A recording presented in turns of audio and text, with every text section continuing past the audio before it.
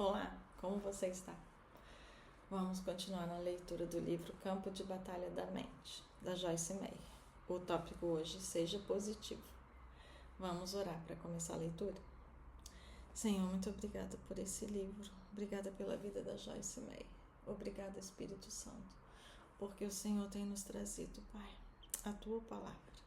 Obrigada pela revelação da palavra. Obrigada pelo Espírito Santo, Jesus. Obrigada, Senhor, pelo Teu sacrifício, pela Tua ressurreição. Vem sobre nós agora, Pai, e nos ensina, e nos convence, e nos capacita, Pai, a sermos o que o Senhor nos criou para ser. Que a Tua palavra, Pai, possa entrar em nós, Jesus, e cumprir o propósito para o qual ela foi deixada para nós. Amém? Seja positivo.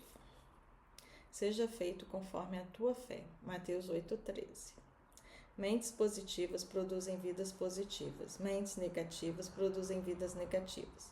Pensamentos positivos são sempre cheios de fé e de esperança. Pensamentos negativos são sempre cheios de medo e dúvida.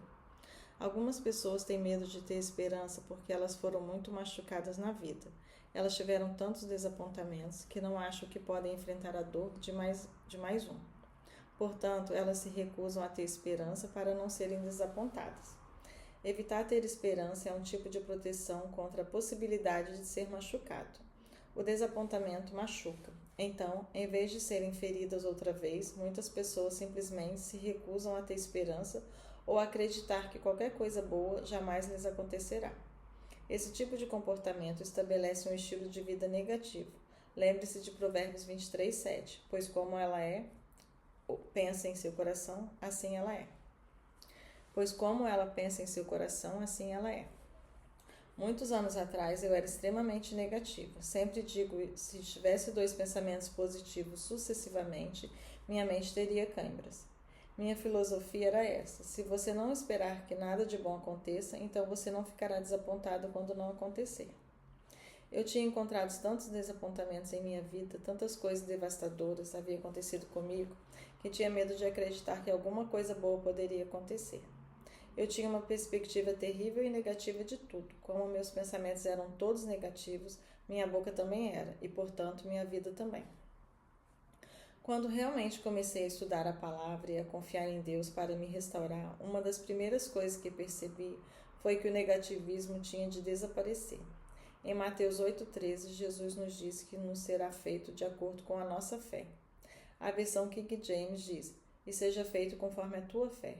Tudo aquilo em que eu acreditava era negativo, então naturalmente muitas coisas negativas aconteciam comigo. Isso não significa que podemos conseguir qualquer coisa que queiramos apenas por pensar nela. Deus tem um plano perfeito para cada um de nós e não podemos controlá-lo com nossos pensamentos e palavras, mas devemos pensar e falar de acordo com o desejo e o plano dele para nós. Se você não tem ideia alguma sobre qual seja o plano de Deus para você nesse momento, pelo menos comece a pensar: bem, eu não sei qual é o plano de Deus, mas sei que Ele me ama.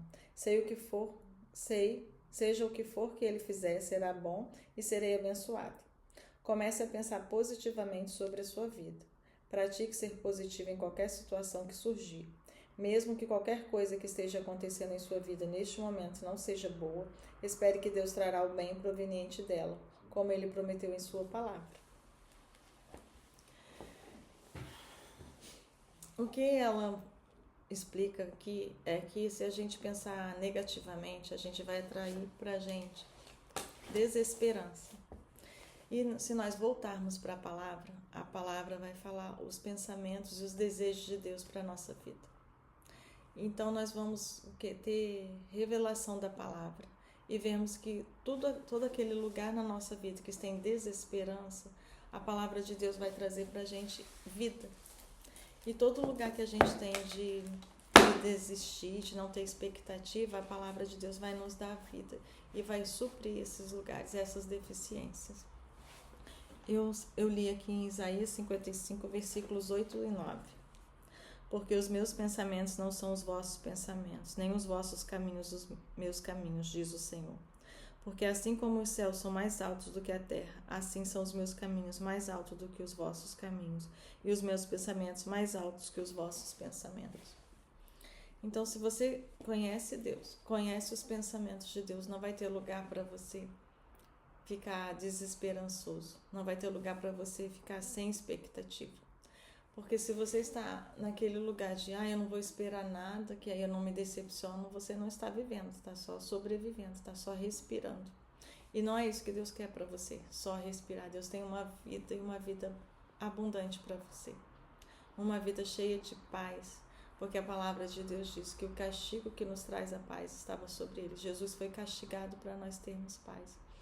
Então a batalha na mente, ela vem para quê? Para te tirar uma esperança. E se você não tiver esperança, você não vai conhecer Deus, você não vai buscar Jesus, você não vai buscar esperança, você vai praticamente ficar esperando a morte chegar. E essa batalha na mente vem para te enfraquecer, para te tirar a vida, o restinho de vida que você ainda pode estar vivendo. Então a nossa oração é para que você se volte para a palavra e conheça os pensamentos que Deus tem sobre você.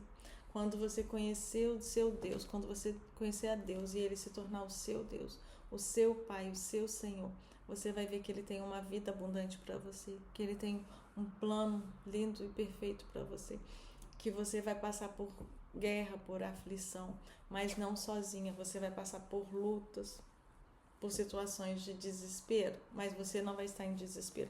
A situação poderia causar desespero. Hoje, você sem Jesus, sem esperança, sem expectativa, se desespera. Com Jesus, tendo fé, na mesma situação você tem outra reação. Porque você sabe que o Jesus está ali para você. A batalha não é sua, a batalha é de Jesus. E Jesus vai vencê-la por você. Você vai passar pelas lutas, pelas aflições, mas com uma segurança que o Senhor vai à sua frente, vai do seu lado, vai junto com você. A palavra de Deus é Jesus se apresentando para você.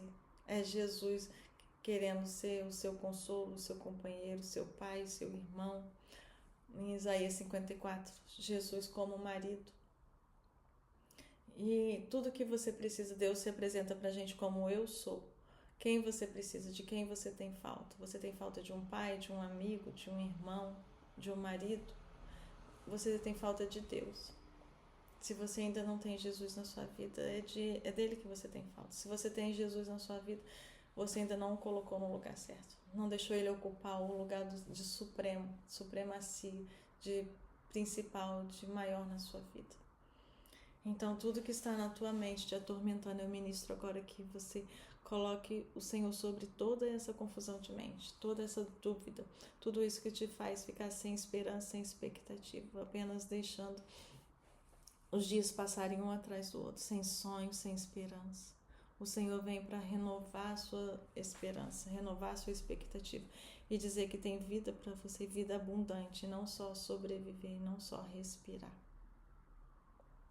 É sobre isso, não é sobre pensamentos positivos, porque os nossos pensamentos não vão mudar Deus. Deus é que vai mudar os nossos pensamentos.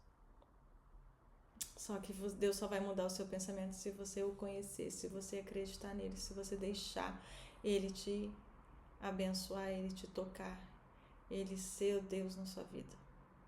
O eu sou está querendo agora ser na sua vida. O que você precisa, de quem você tem falta é de Jesus.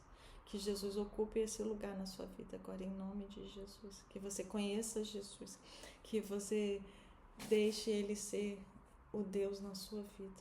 Te tire desse lugar de não ter expectativa, de não ter esperança. Que a esperança chegue até você agora através dessa palavra e que você vá para a palavra e conheça Jesus e seja muito abençoado. Seja resgatado desse lugar. Tenha sua mente renovada, sua mente transformada.